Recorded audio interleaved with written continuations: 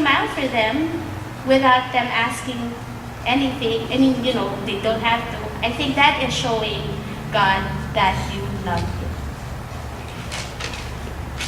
So, what are the concrete, what have we discussed? Loving God with all your heart, all your mind.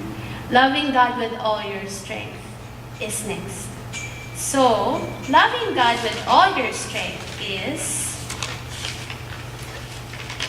this means giving God all our resources, time, money, energy, possessions, gifts, and abilities. So like they say, we are God's creation. He owns us. What we call ours is not really ours, but His. So what are the concrete ways of giving? Let me just go back to that page. Give only what you can give from the bottom of your heart. Because, at the end of the day, you cannot say, I will give you, let's say, what do I mean by that? Give something you can give without complaining or grumbling or stressing about.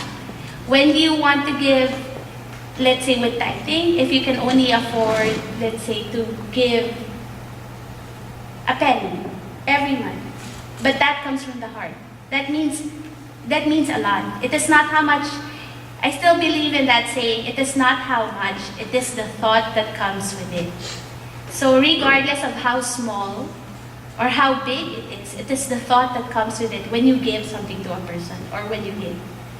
And as they say, everything we have is from Him. So all our blessings come from Him. Therefore, it is only right that we share what we have because we are not owners of this. We are merely stewards. And all of the blessings that He gives us is really meant to be shared. And then sharing our talents and abilities. It can be not in the form of money. It can be in the form of serving.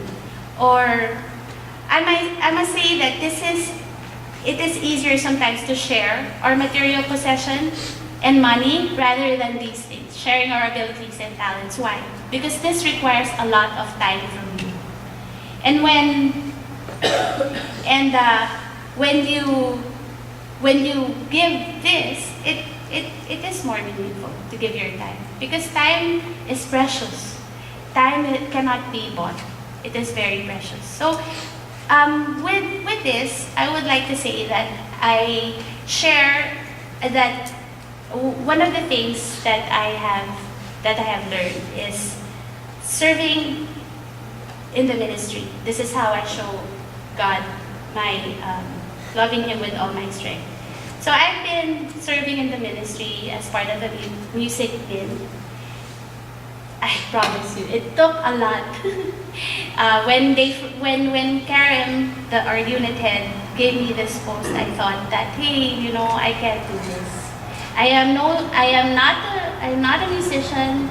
I'm just always a member of a choir or a member of a group that sings, but I've never been a leader. So I'm like, okay, I feel like I'm not worthy. But because He put me in this position, I said, yeah, maybe I can do it. And because of this, I have received a lot of blessings too. And being in the ministry, being in Singles for Christ, have helped me. Being in household meetings have given me guidance. And then I thought, hey, I have always been a very, not prayerful, but a spiritual person. I don't think I can grow anymore as a person in my faith. But no, I was wrong. I've discovered, some of us may come here and say, hey, I know everything about being spiritual and all, but trust me, along the way, there is a lot more to learn. Like with me, I came from a Catholic school in the Philippines and all we did was pray the rosary. But I never had felt the importance of praying it every day, not until we started doing it here. I am very grateful for this ministry because 2 years ago, when I moved here from the Philippines, my life was a mess. But I'm very happy to say that at this point in time, it just needs a little bit of mending. But if not for this ministry, I would have probably not adjusted very well to my new setting, to my new environment, to my new job. Imagine moving here in a new place, with no friends, And at this point in time, you have to start a new job. And everything was new, everything. So this ministry had given me all the support, the emotional support I need. Aside from which, I relearned the importance of praying the rosary. And one of the blessings that this ministry has given me is also finding a special someone. So that's nice. That's a good thought, right, Christian? To be with somebody. And that is one of the graces that I think that I've been grateful for. Okay, so last but not the least, Jesus is the role model in loving God. If I would say, if I were Jesus during the time that I was going to be crucified, I would say, hey Dad, come help me out. You're the strongest man and you can do this. But no, he was dedicated to accomplish his mission, and so he died for us. He was constantly seeking and he completely trusted his Father's will. So he died for us on the cross.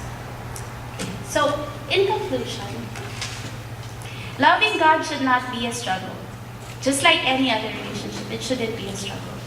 Because when it becomes too hard to do, we break away from it. And but if we love somebody with your heart, with your mind, and with all of your strength, it makes it, when you do something out of love, it becomes easier to do. Correct? You agree? Because like what I said in the discussion earlier on, when you're in a relationship with a person, sometimes even if it's hard, but because you love him, and because you've decided to make that choice, you stick to it. I think my goal for the whole talk was just to make you realize that loving God doesn't have to be very hard.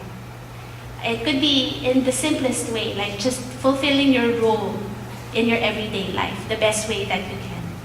And as they say, it is only us that makes our life complicated. It is only us that makes loving God very complicated, when it just has to be very simple. So with that said, may God be pleased.